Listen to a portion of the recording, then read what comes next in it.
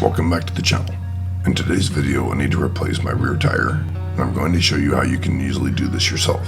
Now there is a small investment required for the tools, but it is a very easy process, and it took me less time to change my own tire than it would have to drive to the dealer, and let alone wait times and them to complete the work. Now I am doing this for the BMW R1250 GS Adventure, which has a single-sided swing arm, so I have to have a special adapter. There are many out there for half the cost, but to me, I needed it to work, so I valued craftsmanship and functionality. So I bought the Wunderlich wheel balancer adapter, and I must say that it fit perfectly, so I will include the link below. The other tools that are required is a bead breaker, tire irons, balance weights, wheel balancer, and of course some way to pump up your tire. So I start by removing the side boxes so that I can easily access the tire. To remove the tire, you will need a T45 Torx bit. So I used a small breaker bar and the T45 Torx bit to remove the lug nuts, and then I removed the tire. It was definitely time to replace. So I released the air out of the tire. The fastest way is to remove the valve core, but I forgot that I had one from the toolkit that I had bought, so I took the slow way and just depressed the valve stem. You then have to break the bead loose from the rim. There are special tools that make this an easy task. I am using the Motion Pro bead breaker. I take the fork end lever and work it between the bead and the rim, as being as careful as possible to not damage the rim. I want rock scratches on my rim, not tool marks. Once you work the fork piece in place, take the other single finger lever and place in between the forks and squeeze the levers together. This action will break the bead loose from the rim. You can then push down the lever further to continue breaking the bead loose. You then move the tool around the bead until you are able to fully break the tire loose from the rim. You will then flip the tire over and place on a protective layer to prevent damage to your rim. With the tire loose, it no longer keeps the rim off the underlying surface, which in my case was concrete. You then repeat the same steps to break the bead loose and tire from the rim. Also, if you have found the video helpful, make sure to give the video a thumbs up. Once the tire is completely loose, it's time to remove the tire.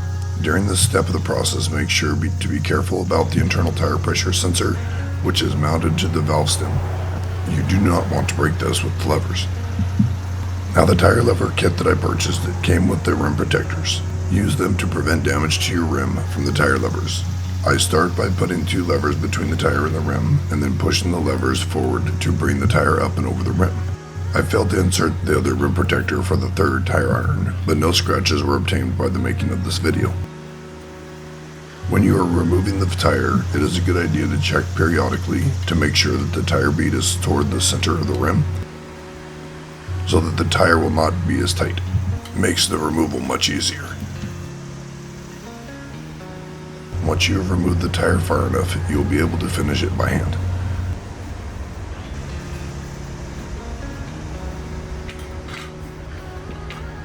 You then have to get the other side of the tire off the rim. Again, be careful of the tire pressure sensor. This was a pain getting the rim protector to stay in place. I had to use one of the tire irons and hold it in place with the attached rope. I also had to make sure that the tire was somewhat positioned toward the center of the rim and pulled on the levers.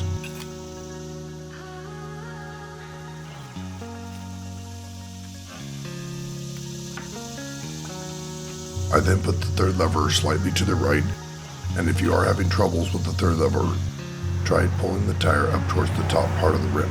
It allows the levers to have the appropriate leverage.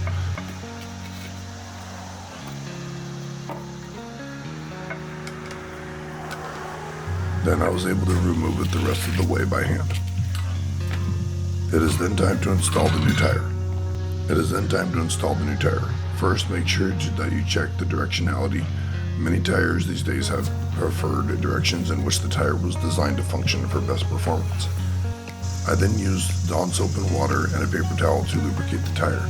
They do make tire installation lubricants, which would be better, but I did not want to drive to the store.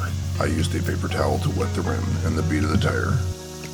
I lined up the tire for the correct rotation and then pushed firmly on the tire to slide the first half on. I then lubricated the last bead and used my tire irons to install.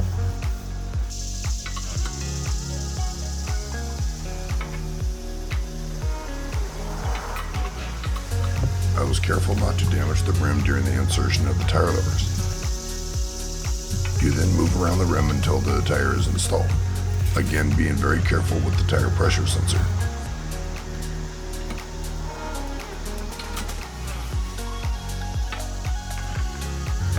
After the tire is on, it's time to set the bead. It's best to use an air compressor for this, since any leaks between the bead and the rim will be difficult to overcome with a manual pump or an emergency compressor. Also, if you're having trouble getting the tire to inflate, make sure that the bead is contacting the rim completely on both sides. Now, it is very important that you do not overpressurize the tire to set the bead. For the tire I am installing, it indicates that the max pressure to set the bead is 40 psi. After the tire is inflated, it's time to balance it. For the BMW R1250 GSA, the wheel is attached by 5 bolts rather than an axle like the dual swing arm motorcycles, so you have to have an adapter to fit on the wheel balancer. I bought the Wunderlich wheel balance adapter and it fits perfectly. Absolutely exceptional design quality. It is a bit more expensive than what you can find on Amazon and eBay, but I expect my tools to work and fit properly. So with the wheel balancer adapter mounted to the balance shaft, I inserted it through the wheel and secured it with 3 wheel bolts. Now you will need adhesive wheel weights for the balancing process. When I was doing my research, there are many different size weights to choose from.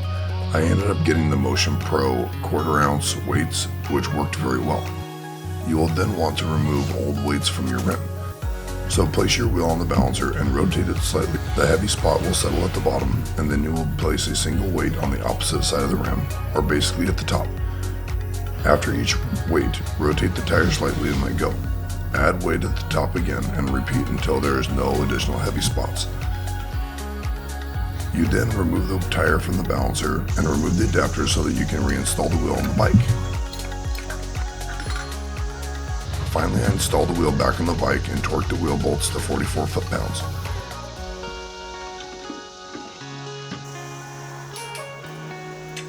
Now ride slow until the tires are broken because new tires are slick.